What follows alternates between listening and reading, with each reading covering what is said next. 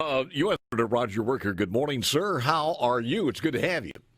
Well, hello. It's good to It's be good to have with you. Yeah, and I don't We know much about that song either. That's pretty did good. you have you seen it this morning? No, The no. Joe. Oh, you got to see this. He's on a pulpit. He's on the podium, and he's using his iPhone to play the song, the Despacito, from Oh, Justin Bieber. And people have gone crazy supplanting that song with a lot of other songs. So I don't know if that's going to help his popularity or not. But there's a lot of things I want to talk about. First of all, have you've been keeping track of what's going on as far as Hurricane Sally's concerned? Good that the president stepped forward at a fast speed and declared the federal emergency for us, and that's good news. well, it is good news, and we don't have anything against our friends in Alabama and Yeah. Florida, but if we can dodge a bullet, I'm relieved.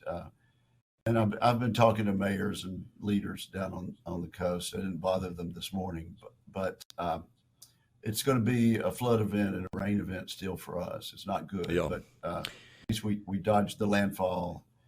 And what an amazing thing! 2 miles an hour, just Yeah. hovering over the coast for hours and hours. It's It is amazing, and they could get another 30 to 35 inches of rain. Just a few moments ago, we had the senior hydrologist from the National Weather Service on, Marty Pope, and Marty said our collective rain at the highest that we could see over there was 2.5 inches. That's all we got, 2.5 inches. So speaking of dodging a bullet, it turned at the right time. So that's good news. well, that yeah, and I didn't know that is excellent Yeah. news. Excellent. Yes. Well, it's also good news I, as I far as hear you've been Ingles. talking about forest fires too. Well, I have here. I want to share some since you mentioned this because you've been in there for a while. Speaking of who these people are that are responsible for that, Right. former President Bill Clinton made a significant change to federal land management nearly 30 years ago that created the conditions necessary for massive wildfires to consume portions of the West Coast, according to one fire expert. Shortly before leaving office in 2001, Clinton limited the ability of the United States Forest Service to thin out dense thickets of foliage and down trees on federal land to bring the West into a pristine state. Bob Zybeck, an experienced forecaster or forester, said that the former president's decision created a ticking time bomb. Well, looks like you have a great monitor there. I've been texting with Cindy Hyde Smith this morning. She's been listening too. Mm-hmm. None other than Dianne Feinstein, the senior senator from California, told Cindy and me this very same thing at the judiciary hearing for our two judge candidates over a week ago. The practices of the environmentalists to leave all of that fuel for fire on the ground and not let it be removed as any sensible person would do. According to Dianne Feinstein, liberal Yeah. senator from California, has Well, contributed to the intensity of these forest fires. the other part of that, too, The Senator, is environmentalists are blaming climate change, but they are actually the ones who've intensified the fires. and at the same time, you've had leaders, as far as the governors are concerned, places like Washington and California, not advising these people because they've been moving in the last 20 or 30 or 40 years, been moving in deeper and deeper into some of these forests, building multi-million-dollar homes, and it was a ticking time bomb. Absolutely. Caused by government policy. Look, there's some breaking news out there for a little bit earlier this morning that we got. The U.S. government outlines plans to make the vaccines for COVID-19 available for free to all Americans beginning in January and possibly later this year. What have you been told? Well, when we get a vaccine and when it's approved by the FDA, I do think as much money as we've spent shutting the economy down to prevent people from transmitting it from person to person, a good investment by the federal government, yes, would be to invest taxpayer dollars in getting everybody vaccinated. President said it's interesting. We're hearing vaccinated. Some of the liberal candidates for senator are saying they're not quite sure they would take the shot if it was available. I think that's going to hurt. I think your cohort in the Senate, Kamala Harris, has also said she doesn't trust it because Trump is advocating it. I think that's a terrible signal to send. When we get a vaccine, it will be FDA approved, and it will be the ultimate answer to get the economy back roaring again, like it was in February and March.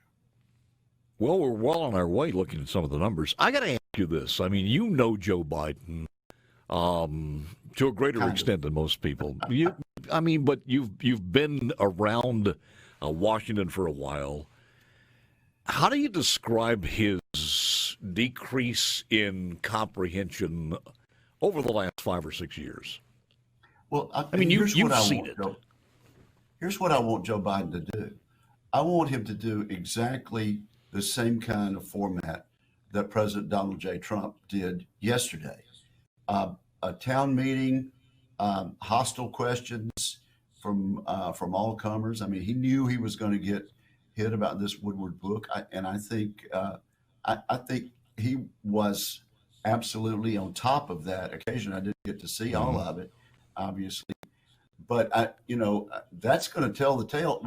Is Joe Biden, not only is he going to debate where you can have hours and hours and hours of preparation, but is he going to go out and do a town meeting and show us that he is on top of his game enough to be the leader of the free world? I challenge him to do that. Yeah, there are a couple of stories out there. One, I think, was in the Hill, but there are a couple of stories out there that he is scared to death of COVID, and it's by his own volition that he doesn't want to get out there. So that may or may not be true. Well, we can put him 6 feet, 12 feet away from questioners, and sit there and take questions for a couple hours, see how he does. And also, just let him tell what his vision for his socialist vision for the future of America is, and let the voters decide. I'm looking at one story here. Democratic presidential candidate Joe Biden has laid out a multi-trillion-dollar spending plan that would raise taxes by $3.4 trillion on mostly wealthy Americans and corporations over the next decade. But don't be fooled by that, because sooner or later it's going to get to the middle class, and there will be a giant sucking sound again of businesses moving out of this country. In January and February, we had the lowest unemployment rate that we've had in your and my lifetime, 3.5%. We used to say unemployment could never fall below 4% because people were moving around.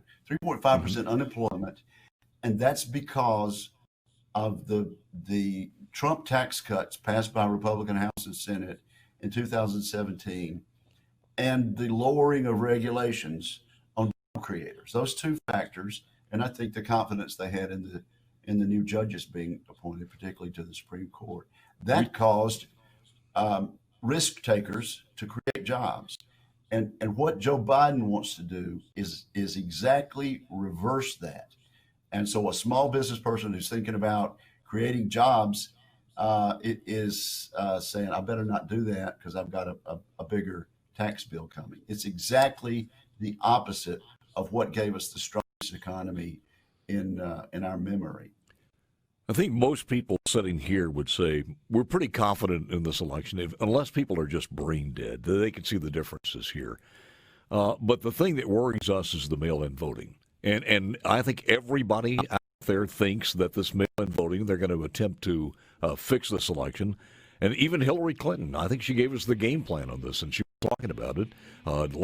Don't concede, no matter if it's a landslide. Don't concede, because they'll be counting votes for 7 days, 10 days after the election in some of these swing states, and the numbers are going to change. They're kind of getting us ready for this. Your thoughts on that?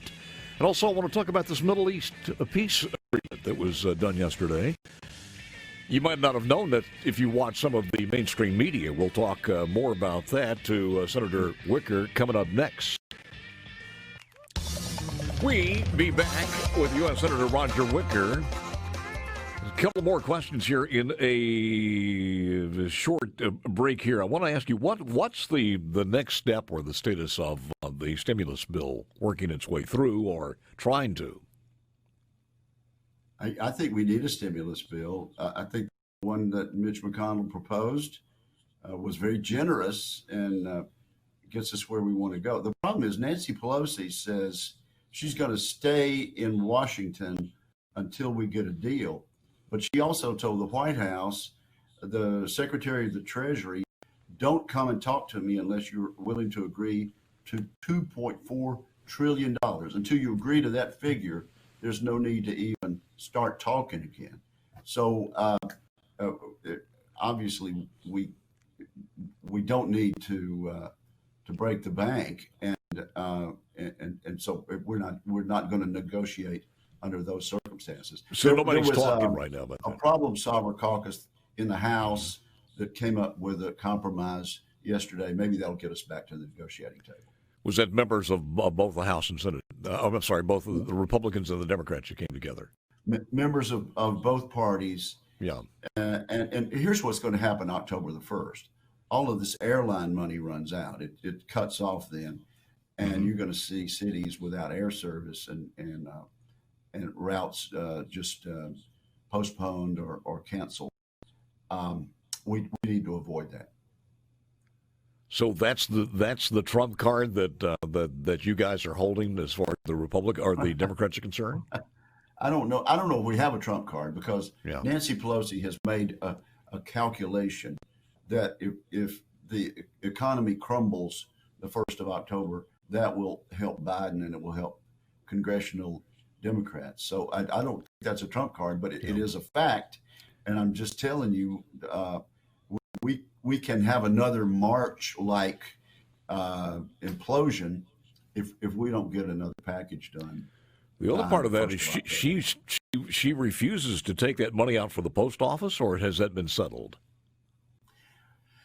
Well, she didn't want to do things piecemeal, but then she did a post office bill. I think the Postal Service argument was bogus. The mail is being delivered. Actually, volume is down, and the Postal Service has a $15 billion surplus. So I think it was a little boomlet that she was using. I think that's kind of faded away. Are you worried?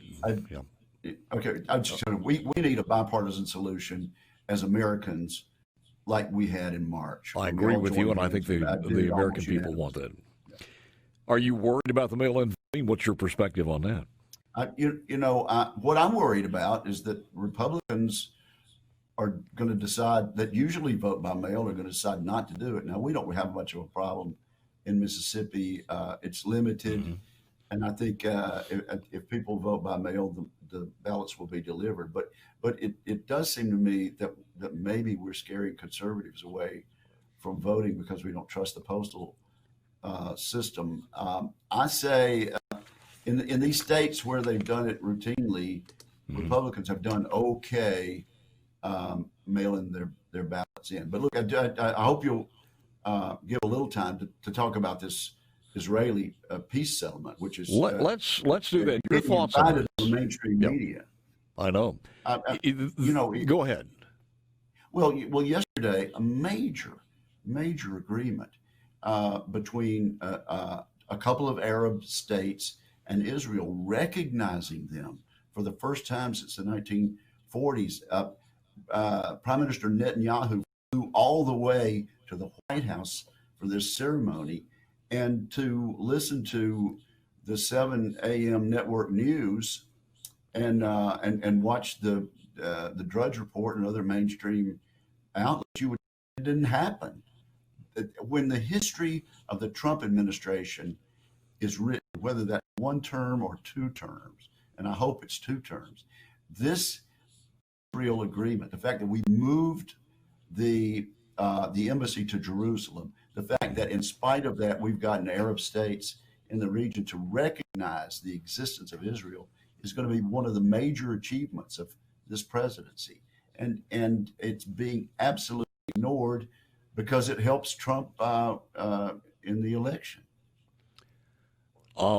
You know, the other major thing, amazing thing about this is here's a guy, when you talk about Woodward's book, when you said some ticked off generals, when you look at deep state operatives, never Trumpers, and a lot of Democrats out there talking about this guy's over his head. This guy's not a politician. This guy doesn't know what he's doing. Biden says this over. How in the world could his accomplishments on the economy, on the military, on trade agreements, on over now peace accords, how in the world could this guy who knows nothing as a politician get all this done? It's amazing. Let's look at the facts. The judges, the economy, the jobs, the peace agreements. This has been a very successful term. It's always good seeing you, sir. Appreciate it very much. Look forward to getting back to the studios. Thank you. Bright and cheerful this morning. Same to you. I got this Don Johnson look on this morning. Appreciate it, sir. Back with more coming up next.